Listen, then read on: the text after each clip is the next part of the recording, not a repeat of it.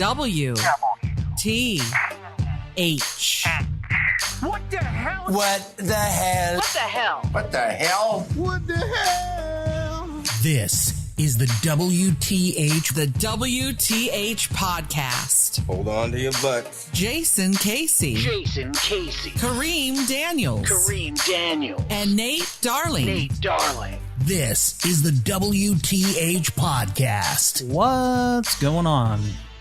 Thank you for downloading or streaming the show wherever you might be, from your Amazon Echo, from YouTube, through the TuneIn app, through Spotify, Apple Podcasts, Google Podcasts, wherever you're listening. Thanks for making us part of your day. It is appreciated. I want to let everybody know before we get going any further that if you want us to help support the show, the best way to do that is hit that Shop Amazon tab at the top of WTHpod.com. It does not cost you anything extra. It helps support the show. And there's also a Shop Target tab up there. If you're going to go ahead and shop online with Target, whether you pick it up in store or have it shipped to you, go ahead and use that link for that. It also helps support us. Yeah, let's say that like all of a sudden you thought that the winter was over, and then all of a sudden it was like, 40 degrees out and 50 degrees out, raining every day. Mm-hmm. And you just need to get a heater. Just all of a sudden. You can shop on Target. Yep. And they've got all of the spaces out front now. And you can pick it up. You don't have to go in if you've got a couple of little kids. If it's raining. If it's raining, yeah. Oh God, we're getting a new roof, but we still don't have it. We thought, because normally it doesn't rain. No, this is super awkward here. If it does rain in May here, it's a little bit here and there, not multiple days of downpours. No, not to where you would need, if you had a basement, your sump pump would still need to be running. Right. Or if you've got a little leak in your roof, you would have to have something underneath it. Oh. But that's where we are. And we're getting stuff squared away. We're going to get we need a new HVAC. Oh, man. A new roof. And we're doing solar. Solar. Oh, fuck, dude. Yeah. That sounds like... It's a major project. It sounds like just like hemorrhaging from your butthole. Well, here's the thing. It has to happen. Yeah. The roof needs to happen. Yeah. The HVAC needs to happen. And if you're not from California, you've heard of PG&E. They're the ones that start the wildfires. And maybe that's what you've heard about them. It's true. It's true. Yes, they have started at least a couple of wildfires. Oh, yeah. And they blew up San Bruno. But aside from that, they're great. They're totally cool, man. That and having the highest electric rates in the country. That's what they're known for. And they've asked... And burning down whole towns? Yeah. Like I said, starting wildfires. Blowing them up and burning them down. Blowing up towns and having the highest electric rates. And they've now asked the state for the okie doke to go ahead and raise their rates again. So going solar really is a no-brainer. Oh, that's right, because you guys aren't on SMUD, are you? No, we're in West Sacramento. Oh, man. We are on PG&E, the company that burns down towns and blows them up. That's right. That sucks for you guys. It's expensive. Yeah. The electricity here is expensive. So going solar makes perfect sense. Yep. And here in California, I believe in the next couple of years, all new construction is going to have solar on it. Oh, yeah. Which is fantastic. I've learned a lot about solar. For instance, and I was unaware of this, the optimum temperature for solar panels, do you know what it is? Optimum temperature is probably like what, 93 degrees out. 78 degrees. Oh, yeah. Makes sense. 78 degrees. So even if you live somewhere where it isn't stupid hot, a solar panel here and there could be something that makes sense for you. So yeah, it's a big project. It's a multi-level project, and it has to be done. So that's all well and good with the weather and stuff like that. As we're recording this on Monday, of course, it's supposed to rain again tomorrow. So yeah, it's been a delight.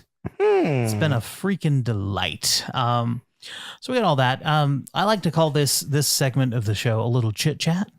little chit chat. Let's talk Game of Thrones. Did you get a chance to see the finale? I did.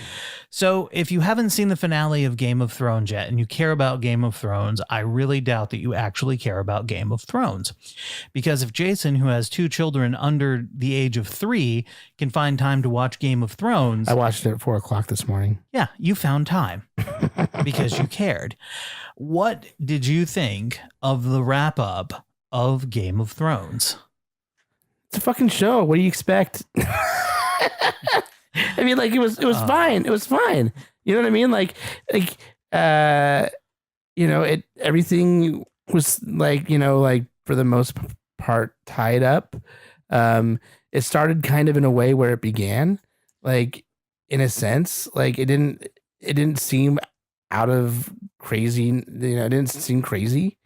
I'm also not a woman, so I don't know. There's certain things that I've heard some women have issue with how the last the last season's gone so far, with Daenerys, and her just becoming the Mad Queen all of a sudden, like bam, it happened. Yeah, I don't think it just happened. I didn't see it that way either. I mean, I don't know.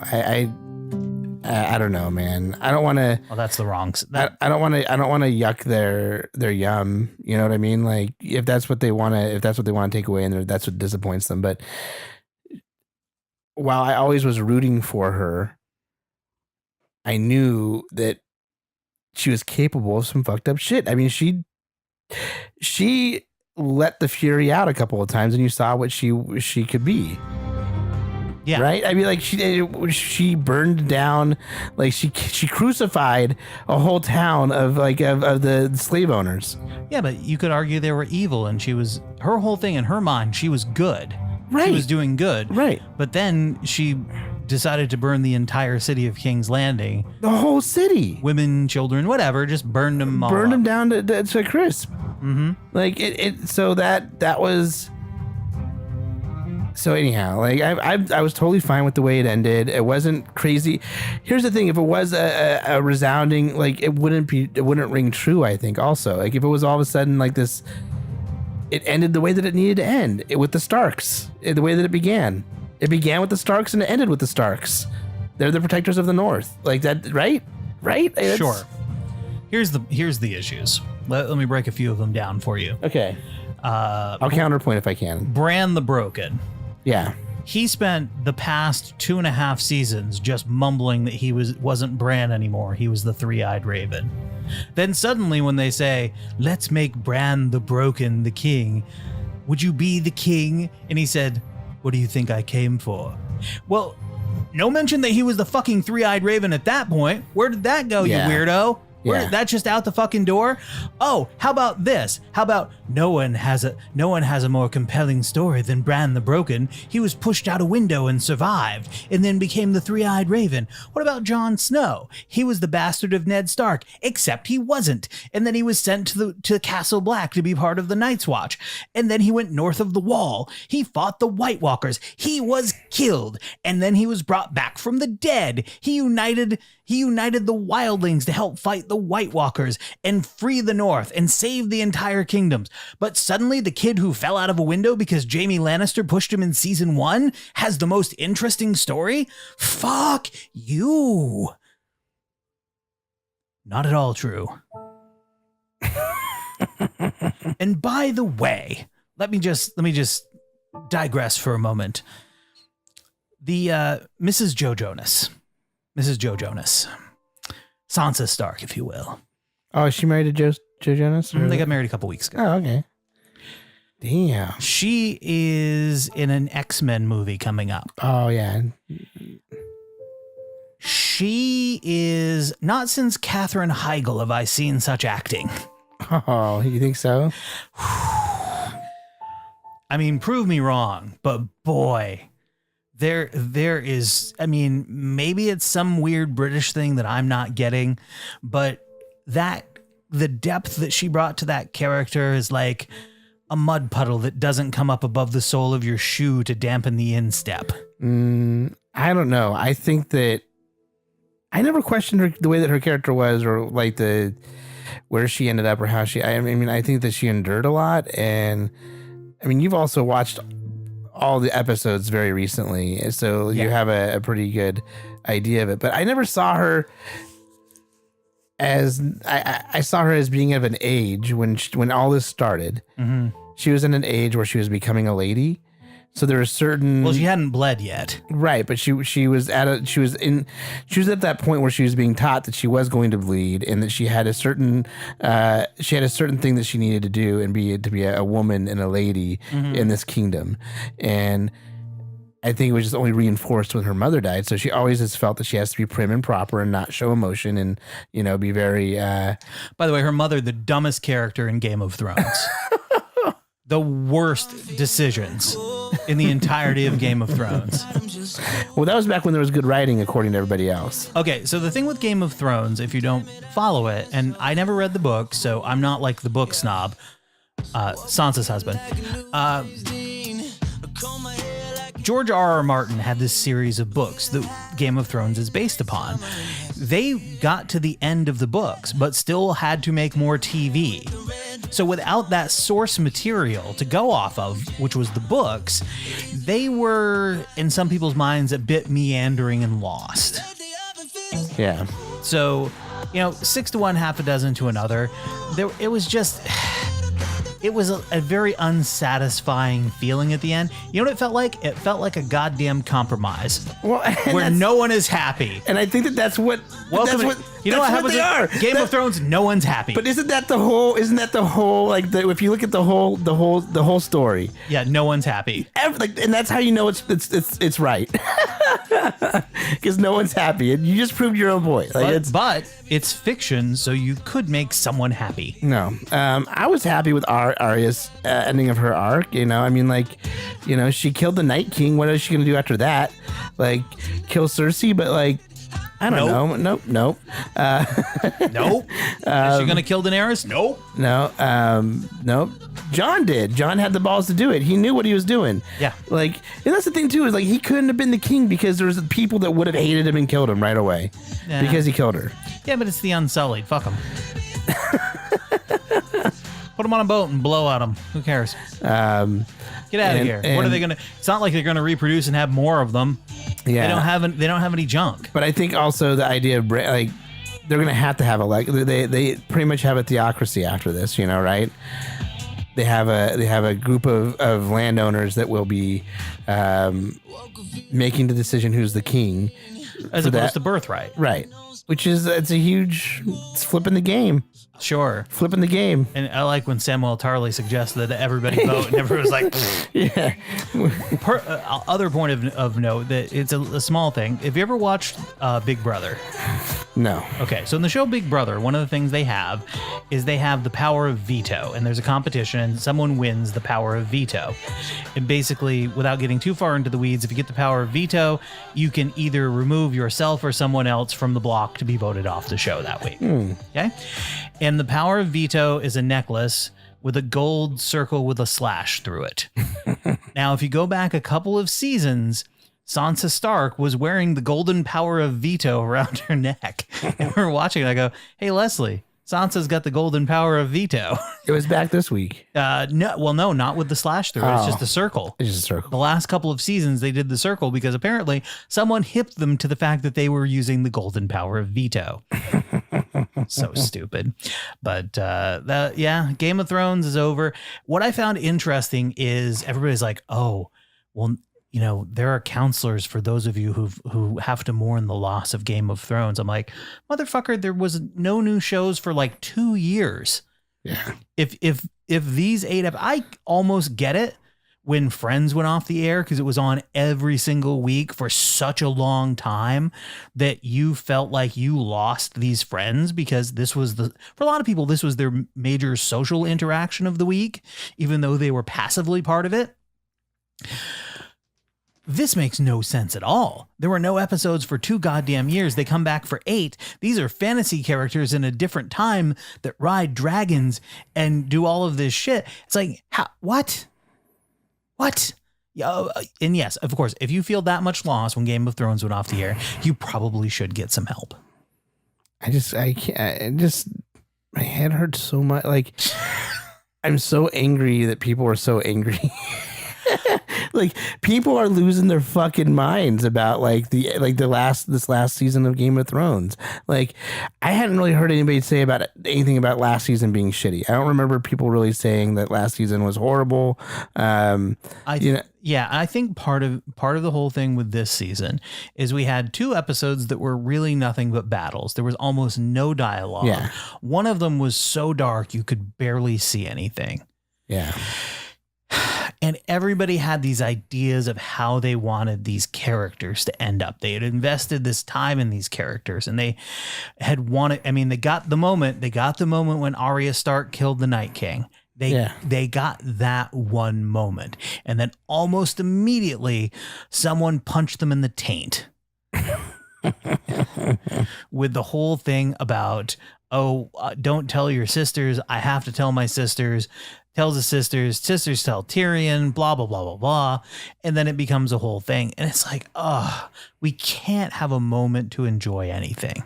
Nope, it's Game of Thrones. We spent the better part of an hour in a dark fight, and we can't have 2 minutes of feeling good. Was it like the 5th episode that they beheaded Ned Stark?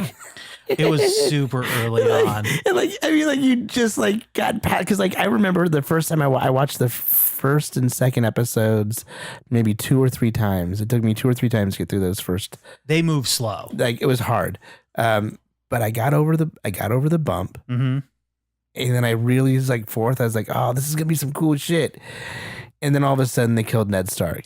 Yep. And you're like, fuck. I've spent all this time caring about this character who's the good guy. And I don't like the bad people at all. I don't like Jaime Lannister, and I don't like Cersei. I don't like Joffrey. I don't like these people are bad people. They're just horrible people. I don't like watching them every week.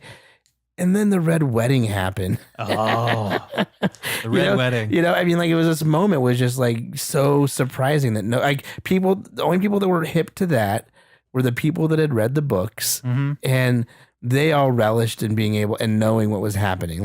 Because they were so hip. I remember. They could just relish we knew it was coming. See, at that point, I was not into Game of Thrones. So I didn't come into it until probably about 3 years ago. Yeah. And Leslie had been watching it. So she has the memory of watching the Red Wedding. She watched it by herself. I think it was before we got together, or at least we weren't together. It was one of those things. I wasn't watching it, so I wasn't coming over to watch Game of Thrones. And she's like, I just sat here with my mouth open going, what the fuck? What the fuck did I just happen?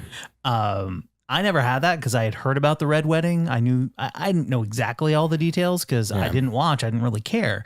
But the idea that I kind of knew, and I knew that it was coming, and I've watched the whole series through twice now. I just don't get how people get so it's very rare that a TV show or a show like this is going to meet your expectations at the end of it when you've had this type of long love affair with it. Once in a while, you get lucky. You get your Newhart, or you get your Breaking Bad. But a lot of people were very unhappy with the ending of Breaking Bad. Well, those people, that was an amazing ending. That was the perfect and only ending that could have happened. You know what I mean? That was the only ending that could have happened with that show that was appropriate. I think The Sopranos is another one that got a lot of flack for how it ended because nothing happened. Yeah. As opposed to although The Sopranos really did wrap up a lot of things. Now, a lot of the wrap up were people being killed. Yeah. A lot like Game of Thrones. Yeah. So there was a lot of that same wrap up. I think, the Newhart wrapped up with an homage back to Bob Newhart's previous sitcom. Yeah. Spoiler alert. From 1986. But even Deadwood, which ended mid-season on its 3rd season. Deadwood, Deadwood. Oh God, the first time I tried to watch it, man. Oh, you need to get over it. I watched it all the way through. Oh yeah. But the first time I tried to watch it, I got through an episode and a half, and I'm like, how many times can you write the word motherfucker into a script? I mean, I get it. It's the Old West. They don't give a fuck.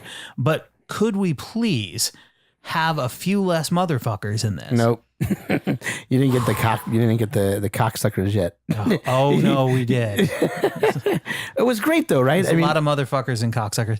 You know, I still think Deadwood was a little overrated. I thought if you want Timothy Oliphant at his best, I think you go Justified. Oh, Justified that's the only reason I saw Justified was because of how much I enjoyed Deadwood.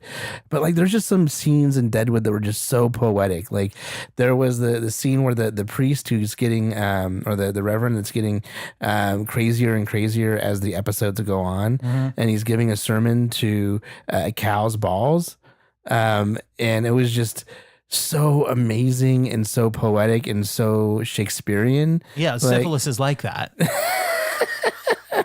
Oh man, it was great. But the thing is, I guess what I'm saying is like Dexter was horrible ending. Like I loved Dexter's Did you? ending. I really did. Okay, well, see, I loved Dexter. Well, I hated Deb. So her being dead, spoiler alert, was great. I like the idea of Dexter going, you know what, I can't kill myself. And then he's going out and logging. Because then there's always the idea of maybe Dexter will come back. Yeah. Maybe, and even if it's just for like a movie, maybe Dexter will come back. And just that thought is really cool to me. I mean, not that I expect it to happen, but the idea that it could happen. I'm like, this guy still exists somewhere. And just because it's in the middle of nowhere doesn't mean he's going to stop doing what he's doing. In fact, he probably is going to continue. So it just opens up a whole world of possibilities and it doesn't close it down, which I found really liberating. Yeah, I didn't have a problem with it, but I'm just saying there's a lot of blowback on that ending also. A lot of people a lot of blowback on the Lost ending, of course. I mean, like, I guess what I'm trying to say is that like it's ridiculous. Like I just can't believe like how people stop watching before the last season. So it's the anything. Well, it doesn't even matter. Like, watch it to the end. Just don't like. You're not the show, bro. Like, this isn't you. This isn't your life. This is your escape. It's gonna like. Don't give a fuck about it. Like, you can give a fuck about watching it, but don't give a fuck about what happened. Like, do not invest your emotion in this shit. It is fake. But that's why people get so into it because they can go fuck themselves. Fuck all of them. They can suck involved. dicks. They are assholes. They're emotionally involved. And I don't know, man. I get it, and I want to be there with you. But you know, going through AA. Oh, sweet Lord, I have to stop. I have to stop drinking and apologize to people in order to not care about a show. No, no, I'm kidding. But it's ridiculous. It's just. I can't believe people get so crazy. They're so hung up on it, man. I mean, I don't know where you get time to be so upset about it. Because it just sort of hangs with you. It's something you have conversations with your friends about.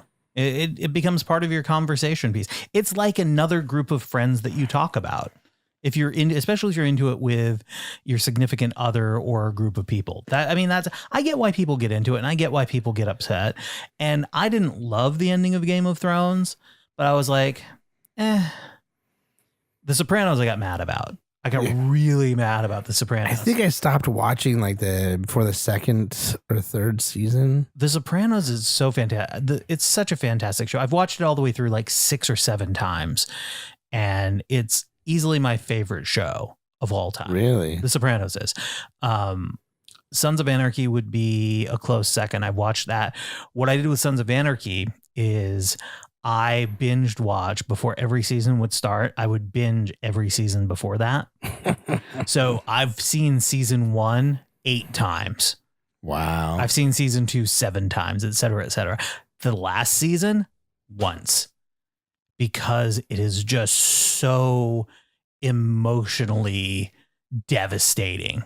Like I could not binge watch the last, and somebody asked me about it because I watched it as it happened. And somebody said, "Oh, well, I'm going to binge it." I said, "You are not going to binge it." And she's like, "Why am I not going to binge it?" What do you mean? I can binge it if I want to. I go, "No, you can't. You literally emotionally, if you care about these characters at all, cannot binge the final season of Sons of Anarchy if you are invested in these characters, because it is just it's just so awful." I mean, there were several points in Sons of Anarchy that are devastating. Oh yeah, devastating. Season 1, Opie's wife, Donna, gets killed when it was meant to be Opie. Yeah. Tig kills her by accident, although he was supposed to kill Opie. Spoiler alert, if you haven't seen Sons of Anarchy, it's too late. It's been off the air for several years.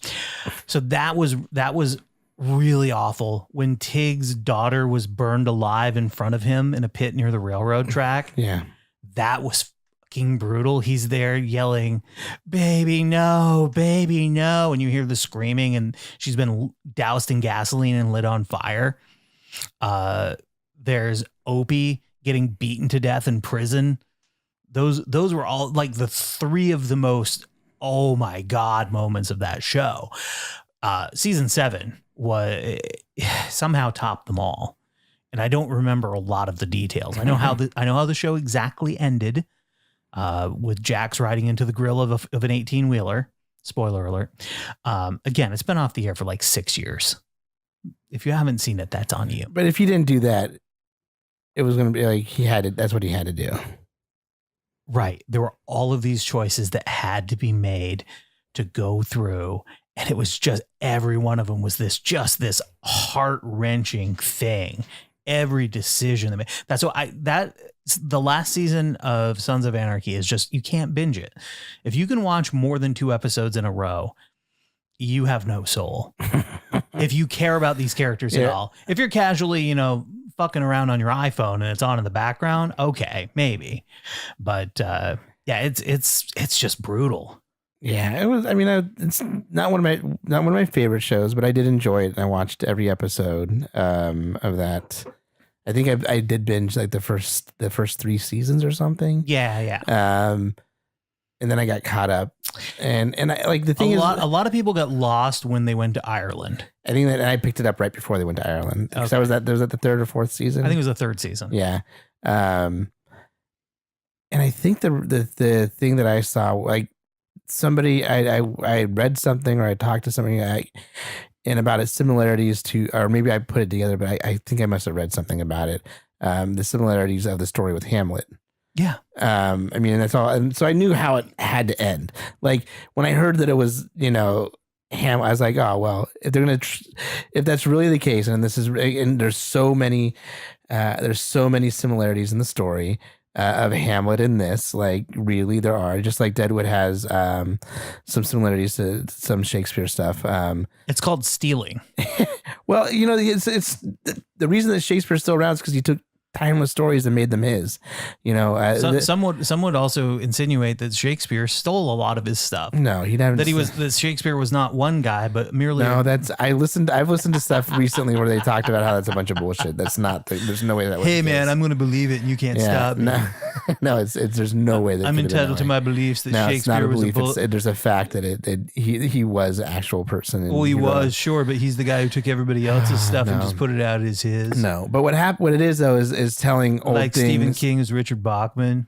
It's not the same thing. He had to do that so contractually he could make money, and it's different.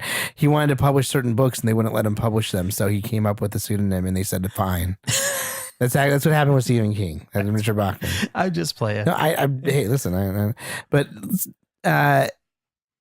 he took the thing is to take an old story and tell it in a new way. So you take Hamlet and you tell it through a biker club. Bam! It's a timeless story that everybody's gonna get and be emotionally attached to. Sure. And it's a tragedy. And the main character was likable. Jax Teller was likable. And he's gonna die. But not until the last episode. Yeah. But he's gonna die. Tony Soprano, bad dude. Really likable. Yeah, right. Really fucking likable. And that was the charm of The Sopranos. Yeah, they're all bad. I had a friend who didn't watch The Sopranos. He's like, they're all bad people and I can't root for them. It's like, you clearly have not watched Walter White. I got so irritated at Walter White. In fact, I started Breaking Bad late, and I got like 4 or 5 episodes in, and I posted, I think on Facebook at the time, I said, I am about ready to tap out. I do not get what this is all about. I just don't get it. And one of my friends, Jim, who lives in Vegas now, said, keep watching it for a few more episodes. It'll get better. It'll make sense. And I trusted him. And he was right by, I think it was like episode 6 or 7. Yeah. Was when it's like, oh, okay, it all starts to get together. But there were still parts in Breaking Bad that I'm like, what the fuck? Like when his friend who sort of stole the company from him said, hey, here's a job for several $100,000 a year and health insurance. And he went, no. And his whole point of selling meth was he wanted to provide income for his family and be able to pay for his medical treatments. Well, that was offered to you. You didn't have to sell meth, but you're going to sell meth. And this is before he got super into it. It's like, this doesn't make sense. No. And by the way, Vince Gilligan, everyone's right to hate Skylar White. He couldn't, like, that was what was wrong with his character. That was his character defect. He had a character defect, and that was his pride, and that was always his character defect. Like that, if you go back to it every single time, that's what defeated him. So No, I know. I mean, like that's so. I loved it. And I love Better Call Saul. Like watching Better Call Saul is a treat. Do you watch that? Have you watched it? That's one of those that, again, like Breaking Bad, I tried to watch the first season and maybe I was in the wrong mindset and I just didn't. It's in my queue on Netflix. I still call it a queue. That's how long I've had Netflix. Yeah. It's my list because Americans don't know what a queue is or how to spell idiots, right? Yeah. So it's one of those shows that's in there. By the way, if you want a recommendation for a really good show, if you like Kim Coates, who played Tig on Sons of Anarchy, it's a very different character. If you like Sons of Anarchy and you like The Sopranos, there's a show called Bad Blood on Netflix. Season 1 is out now. Has been out. Season 2 starts here in the next week or so, and it's weird. I don't know what season 2. I kind of do because it's already aired in Canada, but season 1 is sort of based on real life events about organized crime in Montreal, which I live near Montreal, like an hour away from it. So I had sort of that attachment to kind of what was going on, but it was a really interesting show and it's really well done. Season 2 won awards in Canada and it aired there, and now it's coming to Netflix here at the end of the month. So Bad Blood is a recommendation from me. Man, we've really gone through the show. This is kind of a good show because, we didn't get to most of what we were going to talk about, but before we move on to some traditional things, I want to let you know that you can have a point of contact between you and God. All across America. How many have been praying? This coin is our point of contact. When I asked the Lord, why the coin? The Lord said, because when you take the coin, it's a point of contact. So your faith is being released with 1 million other believers to pray protection and peace and wisdom and counsel over the president of the United States and over his family.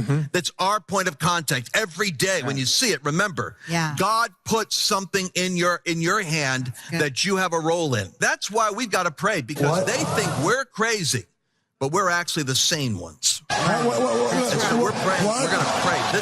The teaching that is here, this coin as a point of contact, this 24-karat gold-plated coin. And by the way, I couldn't copy the Sanhedrin model. I told them I would do an original. So we found a nicer picture of the president to use. So we have our own version of it. But what we want to do is we want to be able to start. Look at this. Huh? What? This battle for the future of America has already started. 16 to 18 months. We're already in it. We're in the battle right now. We need to be praying now and not captive to gloom or anxiety or fear, but channeling our optimism in the direction of God's begun a miracle. Let's keep that miracle going. I've sat here and I've listened to all of this, and it's very painful. It's very painful. That's right. For $45, you too can buy a coin from Jim Baker and this huckster that you can use as a point of contact between you and God as you pray for President Trump's re-election in 2020. Wow. I believe Jesus threw out the money changers from the temple and threw their pieces of silver at them, if I'm remembering my Bible story correctly. So I find it very ironic that they would be using a coin as a point of contact, especially a $45 worthless coin as a point of contact between you and God. look, I really don't want to crap on you if you are a person of faith and you really have strong held beliefs. But please, please, please, please, please don't be a sucker for these hucksters. Do not. Believe in being a good person. Believe in being moral. Believe in being a positive force. Believe in God. Believe in the afterlife. Believe in whatever you believe in. But don't give in to these con men. And don't feel a need to make other people believe what you believe. Yeah, that's part. Look, be confident enough in your beliefs that if somebody else doesn't have the same belief, that's okay. That's all right. Go, even if you want to go away and go, now this is sort of against the rules, at least in the Christian rules that I was brought up in, because it's prideful to go, hey man, they're wrong. I'm right. I'll see you burning in hell from above. I'll be looking down at you burning in hell. Oh, is that prideful? That is prideful. Really? Yeah.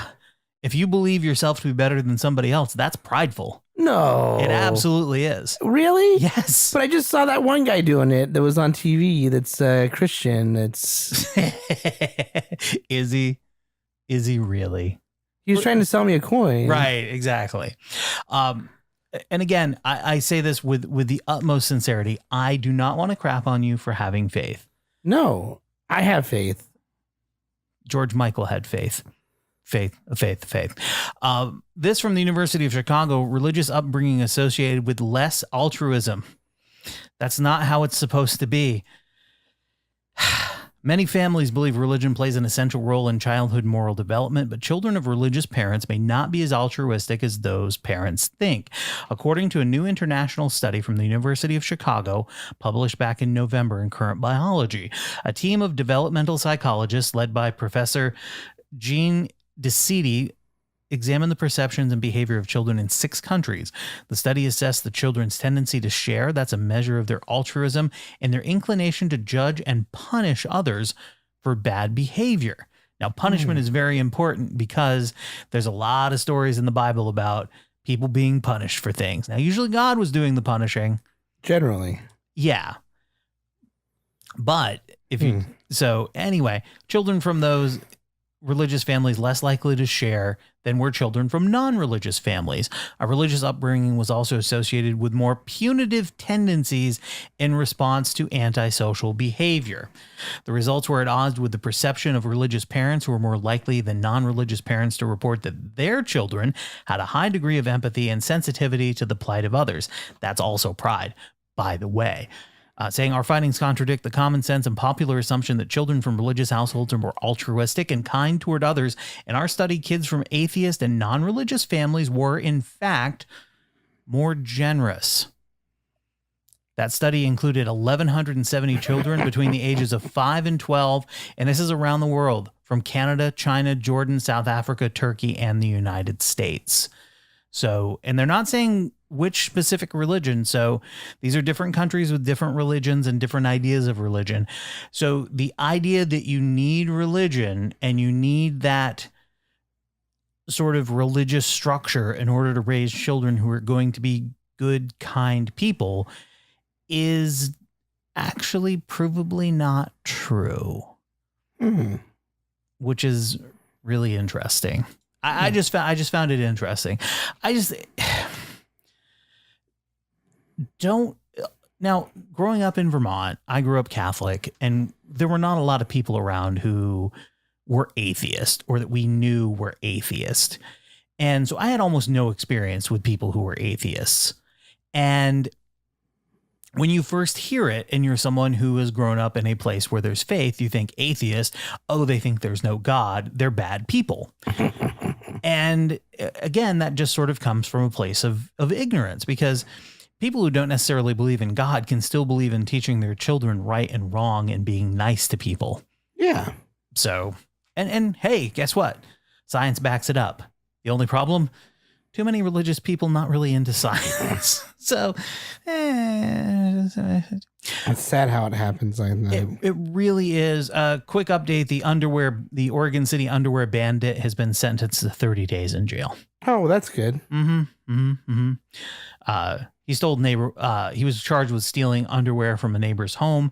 Got 30 days in jail after he was captured on surveillance video breaking in and stealing underwear from her bedroom last June.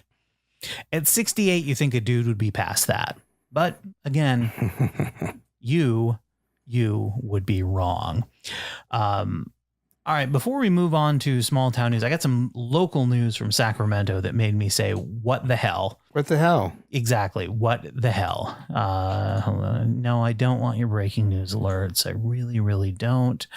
So this happened not too far from my house here.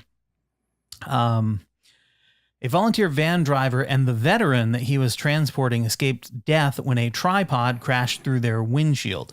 We go to KCRA3 News. Is this a miracle? Absolutely. For the story. You see the pictures of the van and everything about it.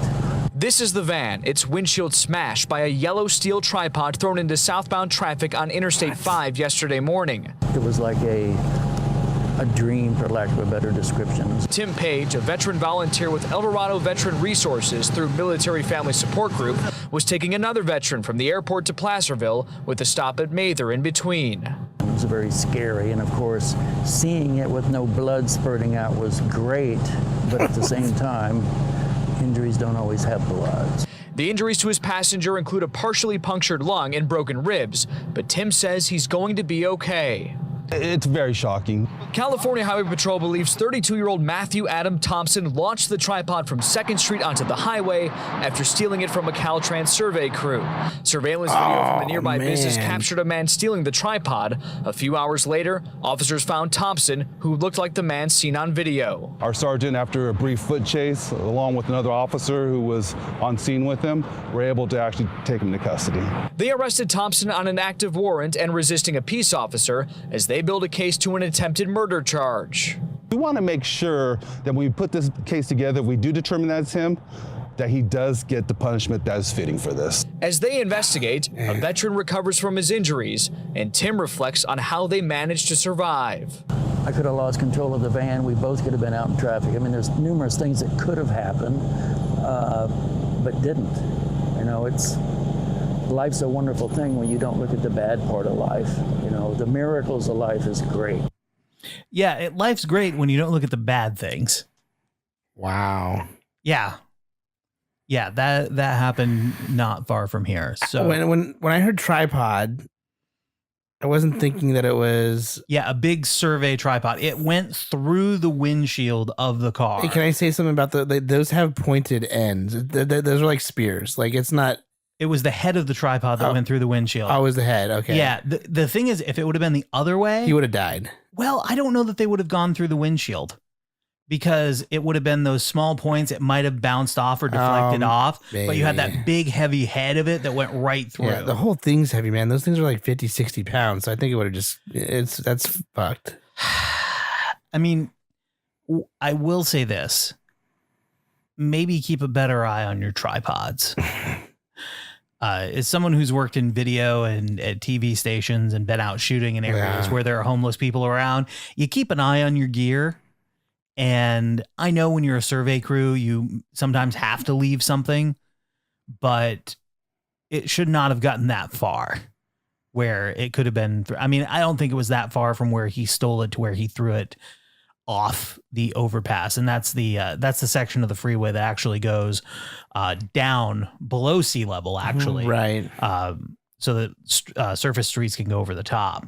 But it was really, really weird and scary. But keep track of your gear, man. That's a tough one. It's hard because like the way that those tripods are set up and the way that they work is, and depending on what your the way that it's set up, you could have to set up your tripod and then go take measurements out if you're by yourself. Right. If you're surveying. Well, here's the other thing. Maybe, just maybe, when you're surveying in an area where you know you're going to have a lot of homeless people around, that maybe you don't send a person out on their own. I know it's tough, but I mean, they're making prevailing wage probably. So they're probably making a laborer makes like $40 an hour. I don't care. It's clearly a safety issue. It is. It's clearly a safety issue.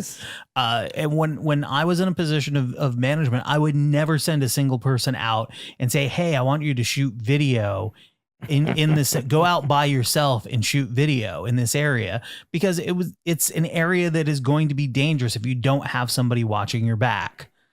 You don't have somebody there with you going, "Oh, hey," even if it's just so that no one walks up behind you while you're looking through your eyepiece, which is really easy to happen. Oh, I bet you guys hate those guys. Dude, it's really freaky. Everybody's got questions. Homeless people especially. Most of them are harmless. Most of them actually don't even bother you. They just go on by. The chatty ones are the ones you have an issue with because they're probably on drugs for the most part. And they're super unpredictable. But anywho, thankfully, the injuries are not life-threatening, so there should be a full recovery. All right, let's wrap this puppy up. Let's leave the hustle and bustle for small town news. It's been a while since we've been to Maine and the Bangor Daily News. They're behind a paywall now, so we won't be going there that often. Hey! We don't have the budget to be subscribing to all these small town newspapers. Nope, suck a dick. Headline, how to identify, pick, and cook fiddleheads and when to leave them alone. Oh. Mm-hmm. This is topical. Yeah, first of all, know what you're picking. Many ferns have fiddleheads, but the ones we eat in Maine are from the ostrich fern. Ostrich ferns tend to grow near streams and rivers and have 3 good identifying characteristics. They have a smooth green stem, they have a deep U-shaped groove on the inside of the stem, and they will have brown papery covering when just emerging from the crown. Then know when to pick them. See, fiddleheads emerge in the spring from perennial crowns. The season for picking is short, about 2 weeks in a given area, and fiddleheads will be up as the forsythia and serviceberry bloom. Get permission to pick. Ask the landowner's permission to harvest first. Town offices can supply landowners' names from maps if you are not sure who owns the fiddlehead grounds. Wow. Mm-hmm. Don't overharvest them either. The University of Maine research shows that picking more than 1/2 of the fiddleheads from a crown will reduce plant vigor or kill the plant. Don't harvest from crowns having fewer than 4 fiddleheads, or if the fiddleheads are smaller than a quarter. And finally, Jason, cook them properly. How do you cook a fiddlehead? Well, you steam it for 10 to 12 minutes, and don't pack them in too tightly. Or boil fully covered fiddleheads for 15 minutes from the boiling point. Symptoms of foodborne illness have been noted when cooking for shorter times. Hey now. Mm-hmm. So there you go. By the way, we missed it. I'm sorry. Sorry to tell you. You missed it. Next year, maybe. The University of Maine at Farmington is holding its 4th annual Maine Fiddlehead Festival. They held it back on May 2nd at the Emory Community Arts Center. Oh, I bet that was a day. I bet that was a day. I bet it was it. I've been on the campus of the University of Maine at Farmington. Oh yeah? Yeah, it's not super middle of nowhere for Maine. Notice how I qualified that? Yep. Yeah. So careful when you're harvesting them fiddleheads, and of course when you're cooking them, because you don't want to get too sick. All right, that's going to do it for Jason and myself. Kareem, still thinking of you, buddy. And have a great weekend, everybody. It's Memorial Day weekend. Already, bro. Comes on you pretty quickly. That's what she said. Yeah, right? Coming up on Monday, Memorial Day, we will have a fresh new episode, including the airing of the grievances. Because Mondays are for grievances. We had a bunch of really great stuff for Monday's show. So have a great weekend. We'll see you back here then. And thanks for listening. We'll see you next time. Thanks. Down later for moose soup. Come down later for moose soup.